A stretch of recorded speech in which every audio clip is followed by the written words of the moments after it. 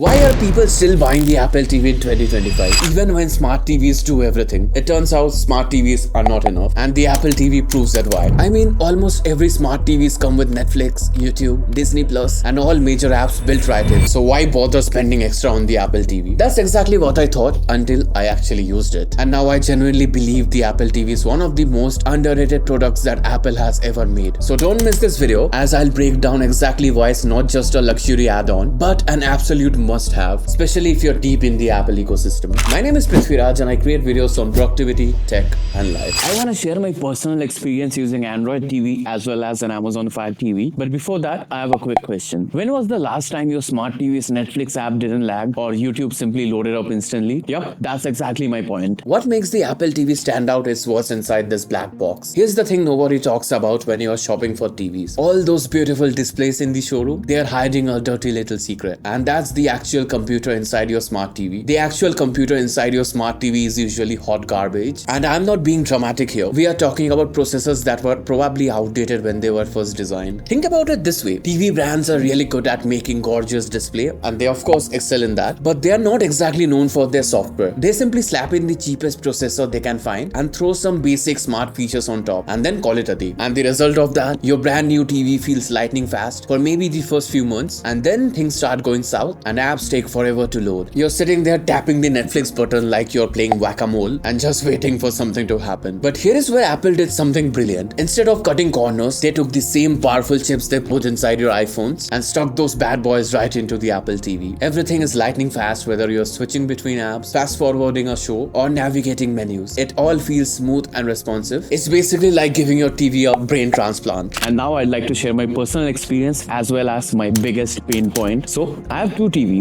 and both of them were originally running on Android TV OS. The biggest issue was that suppose I turned on my TV and went to get a pack of potato chips or something like that, then I suddenly get a mini heart attack. Why? Because it randomly starts playing ads of any random show that I don't really care about, that too in full volume. One of my TVs got really old, so in order to get that smoothness, I actually bought the Amazon Fire TV stick. I'll be honest, the performance improved a lot, but I still had the same issue. It will again play some random trailer from Prime Video, and again in full volume of course. That was my tipping point. My purchase of Apple TV actually made much more sense now. When I turn it on, I get this clean and pleasant looking interface. I know it doesn't play any random ads in full volume. Just look at the smoothness while I was going through shows on Netflix. Everything is perfectly loaded up. Whereas if I do the same on Fire TV, it will often struggle to even show the thumbnails properly. Small things, but makes a huge difference in the overall experience. Before discussing anything else, let's talk about the software at first, as this is of course the main selling point of the Apple TV. The TV OS is probably the cleanest and the most intuitive TV interface I've ever come across. Just a beautifully laid out dashboard with all your apps and content front and center. It feels familiar, especially if you're used to iOS, and that comfort goes a long way when you're just trying to relax and watch something. And let me remind you again, no ads.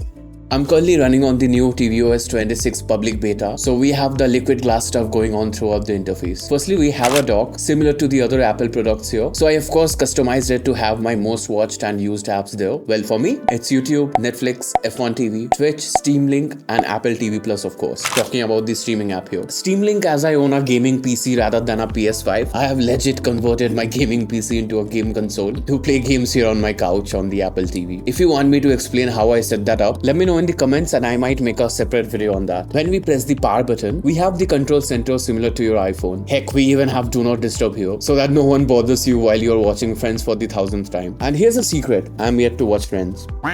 And as usual, all the other apps that you download from the App Store will all be available below the dock. You won't have to take extra steps to open all your apps like on the Fire TV. Plus, Apple actually supports it with regular software updates that brings meaningful new features, not just bug fixes. That's something you'll rarely see on the most smart TV platforms. And surprisingly, it's not just about streaming. This small box can handle gaming as well, as in games straight from the App Store and not running using other services like Steam or hooking up your PS5. With Apple Arcade, you can play titles that genuinely look and feel like proper console games. Simply connect a Bluetooth controller and you're good to go. I really didn't expect to enjoy gaming on this, but it actually offers us a very pleasant experience. I'm using the Apple TV 3rd Gen and it's running on the A15 Bionic chipset, the same chipset as the iPhone 14. The performance is solid vivid, graphics are very crisp, and there is virtually no lag. Obviously, it won't replace a PS5 or Xbox, but for casual gaming or having friends over for multiplayer games, it's way better than I expected. I had a blast playing Tennis Champs TV with friends, and let's just say I usually win. Yeah. Also, please consider hitting that subscribe button if you're finding this helpful, and I'll keep creating more such videos. Visually, the Apple TV delivers a seriously impressive experience. It supports 4K resolution, HDR10, Dolby Vision and Dolby Atmos, all those high-end buzzwords that simply translates to beautiful picture quality and immersive sound. And here's something cool. You can calibrate your TV's display using your iPhone. It takes under a minute, and the difference is surprisingly noticeable. Blacks look deeper, colors pop more, and everything just looks more cinematic. Pair it up with a decent soundbar or even Apple's own HomePods, and you've got yourself a legit home theater experience. I've paired it up with my JBL soundbar, and it came with a great subwoofer, and that gives me quite a heart-pounding bass. And also, we can create multiple profiles in case you want to set up a different layout for your partner or your kids perhaps. Speaking of the underrated features, let's talk about the Siri remote. I know remotes don't usually get much love, but this one deserves some attention. It has a sleek aluminum body that feels great in hand, a touch-enabled clickpad that makes scrolling super intuitive, and also a dedicated Siri button. The outer ring on the clickpad is super smooth. You can use it to jog through video timelines, and trust me, it's super satisfying. Rather, Siri is actually nice here. If I ever feel lazy, which happens a lot actually, I can simply use my voice to play a movie or a video from the start. Rather, I can use Siri voice to play whatever I want directly without having to search for it. And also, I can search movies based on the name of the actor. For example, I wanted to watch Suits. I can simply press the Siri button and search it up. It will take me to the platform which has Suits directly. This feature is of course present on every smart TVs, but it's the smoothness that matters. It will open it up promptly, no loading circles of death. One of the biggest reasons the Apple TV stand out is how well it plays with other Apple devices. If you're already on the Apple ecosystem, it feels like an extension of your iPhone or the iPad. Want to show your friends some photos from your trip? Just AirPlay them to the TV. Need a second remote? And you can also use your iPhone as a remote. I mostly do that when the remote is lying elsewhere. I can see it there, but I'm way too lazy to actually get up and fetch the remote. Don't judge me, we all have been there, especially if you ate a sandwich.